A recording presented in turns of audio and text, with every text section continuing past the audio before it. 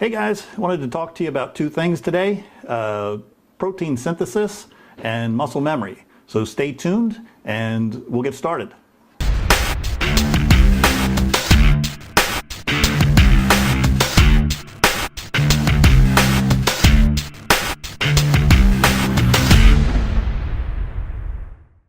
Hey everyone. So the key to building muscle is protein synthesis and cellular repair. The skeletal muscles made up of long fibrous chains containing proteins, and those bundles are thousands of fibers that make up the muscle itself.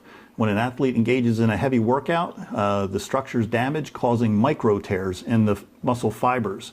So the body naturally repairs this damage by mending the torn fibers.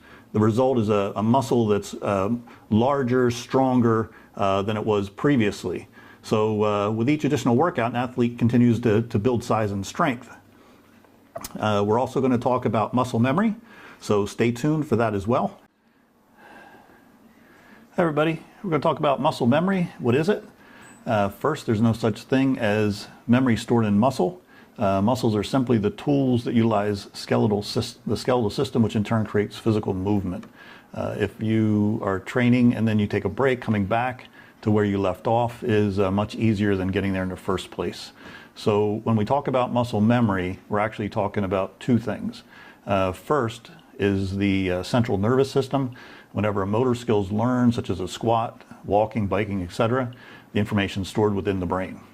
This happens after the neural pathways have been formed. The powerhouse of the brain is called the cerebellum, and among other things, it handles balance, coordination, and muscle tone. It's about 10% of the brain's mass and contains 50% of the brain's neurons. Back to regarding muscle memory, the more you practice a skill, the better you become, even after taking long breaks from something like squats. This is why you can ride a bike, play tennis, swim, even hit a ball if you haven't done it for a long time. Okay, what you have here is a visual representation of what happens the first time that you train. So you're going to see that the individual muscle fibers will increase in size. Originally, you have a certain number of what's called myonuclei in the individual muscle fibers, but with training, the muscle fiber goes through an adaptation process and increases in size and becomes bigger and stronger, or goes through what's called hypertrophy. Melissa's drawing the myonuclei here in the drawings. It's little blue dots.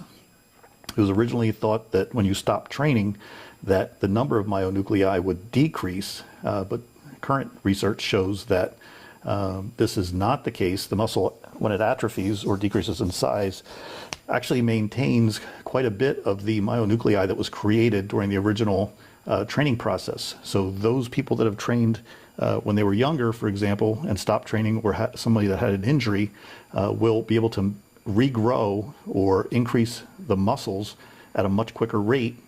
Let's say it'll take them 3 months the second time they train versus, let's say, it took them 2 years to get where they were the first time they trained. Hope you find this useful. Please subscribe and leave any comments below. Thank you.